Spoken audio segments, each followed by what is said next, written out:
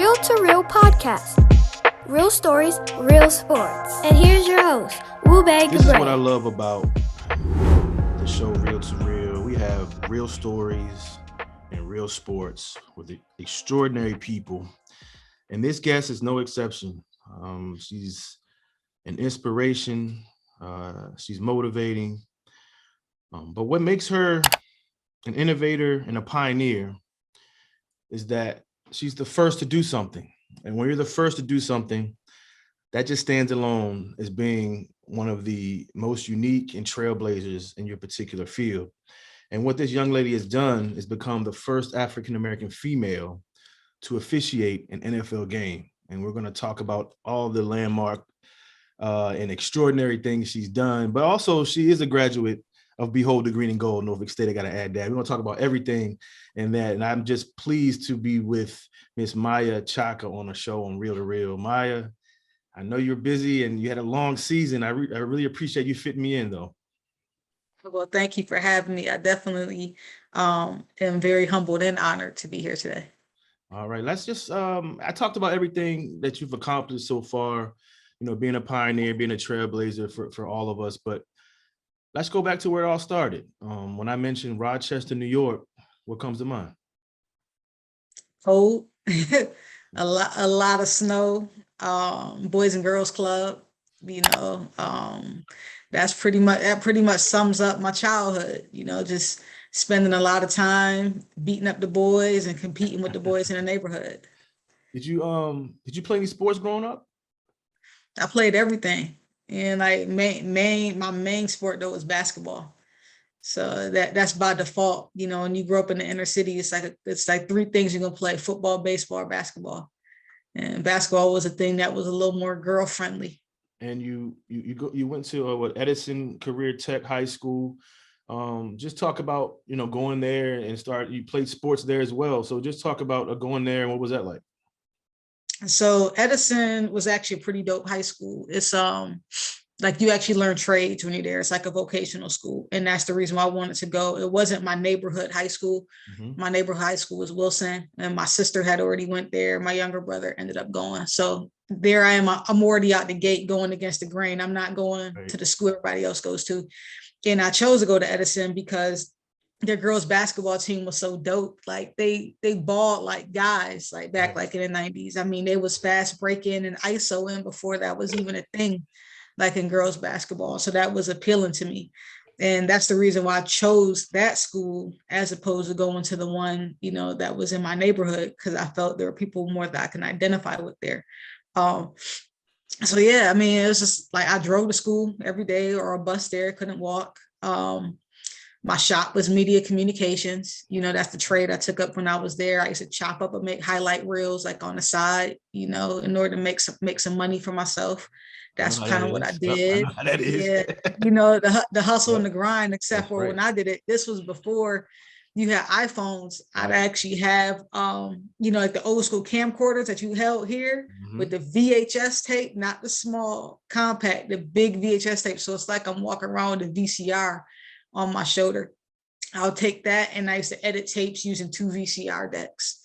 And so, I mean, I did that, and I was making people's highlight tapes for them in high school. So that's how you got to do it when you have that skill. Everybody's going to want to come to you with that. So you graduate from Edison. So you're in Rochester, upstate New York, Rochester, New York. What was it about Norfolk State? I know they have a great communication department, so that might have been some of the reason why you went there, but why did you go from Rochester to Virginia to go to Norfolk State? So I ended up coming down here because my great aunt, she was going through Alzheimer's and like dementia at the time. And she was a math professor at Norfolk State for like 30 years. And then her husband was Joe Eccles. So the one of the basketball arenas named after. Okay. Yeah. So like, I didn't really choose Norfolk State. It was kind of like a circumstance that, fell in my lap. I didn't graduate high school on time. I had to go to summer school because I was just too cool for school, I guess. So I lost a lot of my opportunities that I should have straight out of high school. And I had to end up going the junior college route. Okay. And when this opportunity came about, it was like, hey, I don't have kids. I need somebody to pretty much help take care of me. during my last few years, and, you're going to have a free ride to school. Mm. That's pretty much how that fell in my lap. And I was like, I don't even want to move to Virginia. Like, I don't know anybody, my man live in New York. He don't live in Virginia. It was everything that I want to fight against. Right. Right. But, me jumping out on that limb and taking that chance, to provide care and, to put somebody else first, it pretty much put me in the best possible position to succeed in life. So I always did want to go to a HBCU. I was always want to go to HBCU. Yeah. Because they don't have any up there. So I was going to ask you about, the experience of going to an HBCU and what was that like? I mean, because I went across down the street to ODU and we used to come over to Norfolk State all the time. So I know how it was, but from your point of view, what was it like?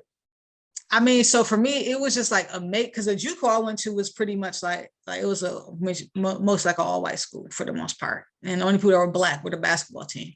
Mm-hmm. So even the staff. So, but I always want to go to a HBCU because that's what my parents pretty much always presented that to us. Like my sister actually went to Norfolk State before I got there. Okay. And, and then watching like a different world and all those different things like on TV when you were a kid, you always want that experience.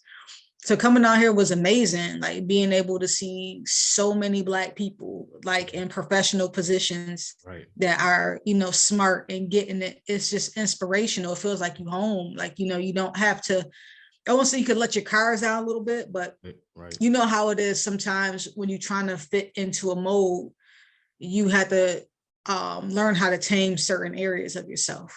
Absolutely. Right. And you have to watch what you have to say. And when you go to a HBCU and a lot of people already coming from similar backgrounds or similar areas as you, there are certain things that you don't have to speak and it already exists. A lot of different cultural differences and different barriers that may happen at other institutions, they don't happen for us at HBCUs. That's a good point. That's a great point. So you finished at Norfolk State and then you start teaching.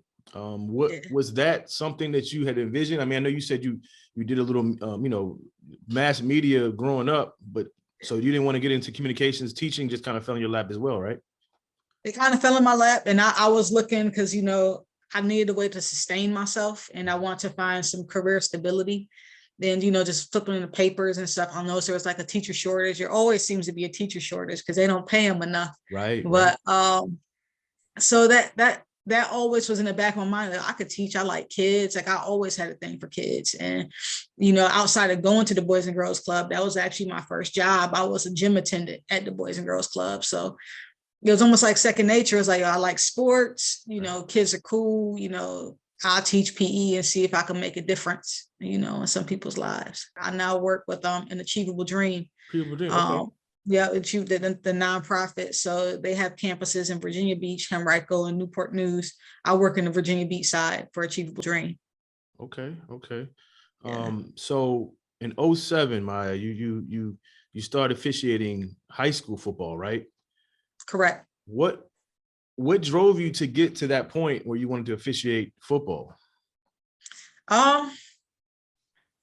So what really got me in there was there was another teacher that was teaching PE with me in Virginia Beach. His name was Sean, and he was already officiating high school football. And I would see him get ready for games and, just talk to him about it. And he really sold me on the dream. It was like, you really should get into doing this. There aren't any women that are doing it. You'll be amazing. You're athletic, you're smart. He pretty much sold me and put me out there. So yeah. I was like, all right, dog, you got it. But I trusted him because he also was, when I was a student teacher, I also student taught at the same school I ended up working at, so he was my cooperating teacher. And, he didn't lead me wrong or steer me wrong in any of those avenues. So I said, I'm just going to keep listening to him. So you just did. You remember that? What did you feel like? All right, that first game, what was going through your mind? That first high school game that you did? I don't even remember. It was so long ago, right. But I know I know what I was doing. Well, I knew what I was doing, but it was like, if they had video cameras in and I look back at myself, then I'll be like, man, this is a mess. This is a mess. But I mean, it was your first one. I was just happy to be out there and, and like, I just really liked it. I liked the challenge and, I probably was running off fast, running all over the place, but yeah. So, in the meantime, you officiated a VHSL state championship game. Then you go into college football, Conference USA. So when you got that call after those college and high school games to go to the NFL, what was the whole process with that? All right, so I went straight to Division I football. I went straight from high school straight to a D1 field, which is like rare. That's like a LeBron move. Right. Normally people gotta work their way up, but I had somebody that looked out for me. My Conference USA supervisor at the time, Gerald Austin, he said it was going to be hard for me if I went through the ranks like the typical guy, because people weren't ready to work with somebody who looked like me and talked like me. You know, they just weren't. It's a good old boy network. Right. For sure. And so he said he knew I had so much talent that he didn't want me to feel discouraged along the way, that he wanted to pull me up now. Right. Wasn't qualified to work Division I football. Let's get that straight. But, you know, he can put me in all the games that didn't really mean anything and teach me everything I needed to learn. Right. And it was up to me to listen and to get better. And so Gerald was he was an NFL referee for 27 years, and he worked three Super Bowls. He worked 3 Super Bowls. And, you know, he was pretty much the plug, like the football plug. And so as soon as when he brought me to Conference USA, he had a bigger plan for me than I had for myself.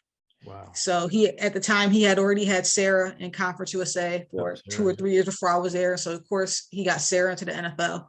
And so he meets me, and I guess, you know, he sees all these qualities that it takes to be a great official. And he just stuck his neck out there for me.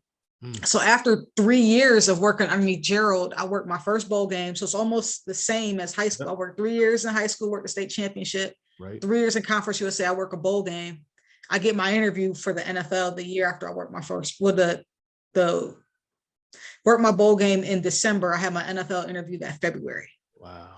So he was already setting me up right for success. Again, not qualified, not ready to work in the NFL at that time, but he wants these people to get eyes on me, right, because he wants to put me through a development program. Right.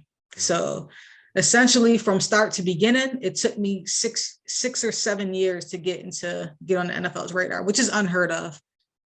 But still, that's still a long time for you to keep that dream. You know what I mean? Like, you could have been like, you know what, after a couple of years in college, maybe it's not meant for me, but you stuck with it. And that's what I want a lot of people to hear. I mean, your perseverance and your resiliency just kept you going. You wouldn't quit. That was your goal to get there, and you just worked your way up. And, you know, for people that listen to this, you're just an inspiration, really. I mean, that's amazing. Like, when I heard your story, then I found out you went to Norfolk State and you're local Virginia Beach. I was just like, man, she's right down the road. And your story, I know has it really kicked in for you? I'm with you yet after your first season, or is it still just work to you? No, I mean, on field, it's just work. Right. And for me, it's like, you know, I'm a rookie. You know, I was the only rookie that came in. I still got to pay my dues. And then all the veterans make me know that, you know, they don't let me forget that I'm a rookie. Right. So that part, yes. And the football isn't much different, but it's about being the professional off the field. That is Absolutely. Way different than working college or high school football. You know, there's so much that goes in behind the scenes that we don't see. So that's the difficult part. But other than that, I'm enjoying the ride and everything that comes along with it. You should be. I mean, you're changing lives, and, you know, you have young ladies and young men. I mean, I'm looking up to you too as an inspiration. You know what I mean? Just doing your thing, and that's just awesome. So, but I appreciate this. We got this last segment that I'm gonna put you on the spot. It's called Keeping It Real. The name of the show is Real to Real. So this part is Keeping It Real. I just throw some quick hitters at you, and you just say the first thing that comes to your mind. You ready? Real fun. It's real fun. All right. All right. Best stadium that you've worked at so far in your NFL? SoFi. Ooh, it's the brand new one. It's the newest one, yeah. SoFi, and then Lambeau's probably where I just like how historic and how clean it is in Green Bay for it to be so old. There's a lot of history there. Definitely, that's one of my bucket list stadiums as well. And Norfolk State is colored after it. That's right. You know Green and gold, did you right? See? Yeah. That's where they got their colors from. You always gotta go back to the Spartans. You always gotta go back to that. Yeah. Best game you've officiated that you can. My first one ever this year, which was Carolina and the Jets. That's my best, because it's, you know, it's in the history books. Right. Right. Not my best performance, but it's your first game. Can't top that. Yeah. You're welcome to the NFL moment when you kind of looked up and was like, man, I'm here. Was there any moment where you kind of pinched yourself and was like, maybe Lambeau, when you were in Lambeau, I don't know. What was it for you? Nah, my welcome to the NFL moment was when I forgot to bring my sneakers to training camp. And I showed up. Moment. Okay. I showed up because they're not gonna let me forget it. I showed up in flip-flops and a pink pedicure, and they had they're like, you gonna work on the field. I got clowned, and you can't do that. No, you can't do that. So that was my welcome to the moment. I got some Ricky hazing because of that. So yeah, I'm sure they gave it to you. Favorite crew to work with? I'm gonna give you the chance to give some people some props here. So in the NFL or overall? Oh, overall, your whole career. All right, my whole career, my all-time favorite crew to work with has got to be the first college crew I ever worked with in Conference USA.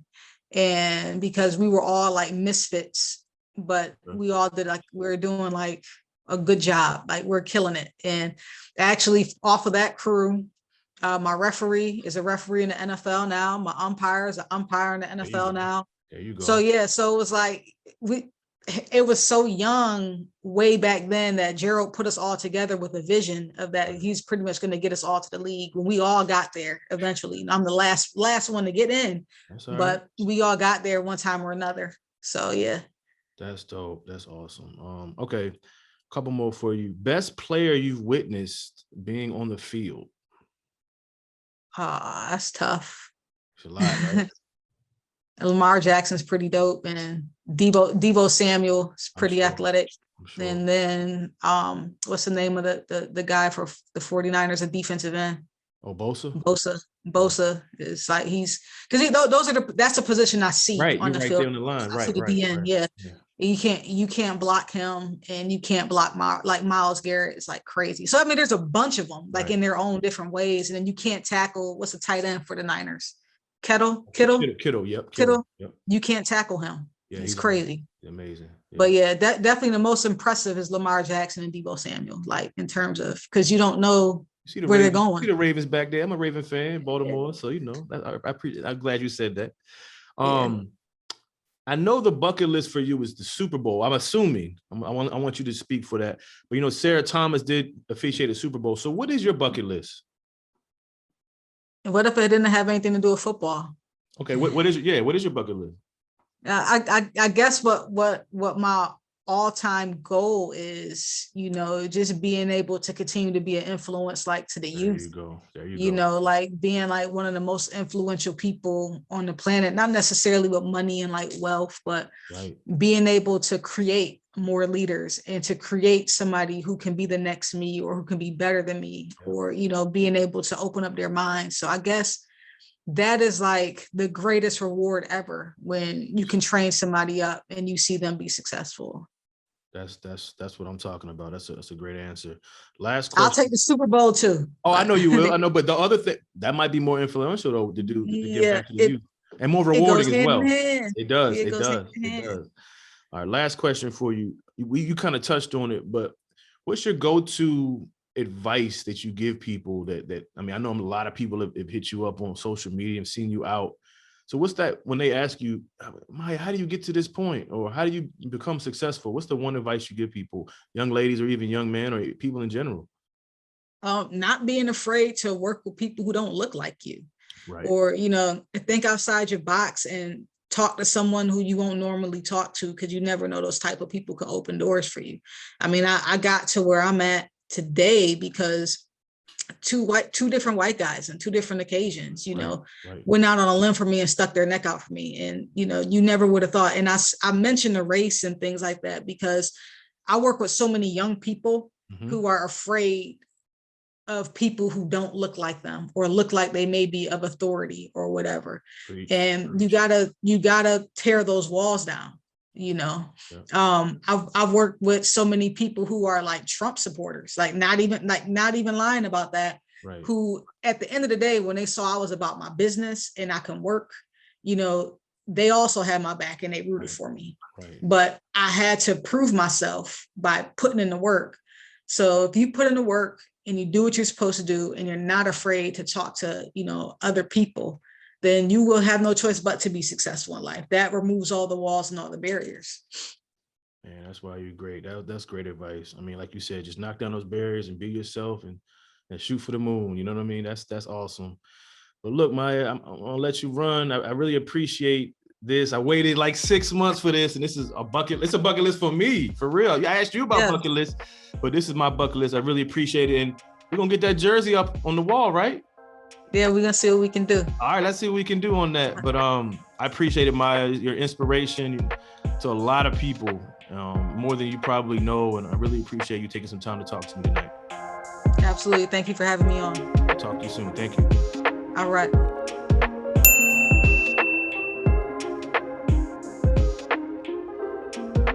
This episode is sponsored by La Vida Agency. Protect, Prepare, Plan.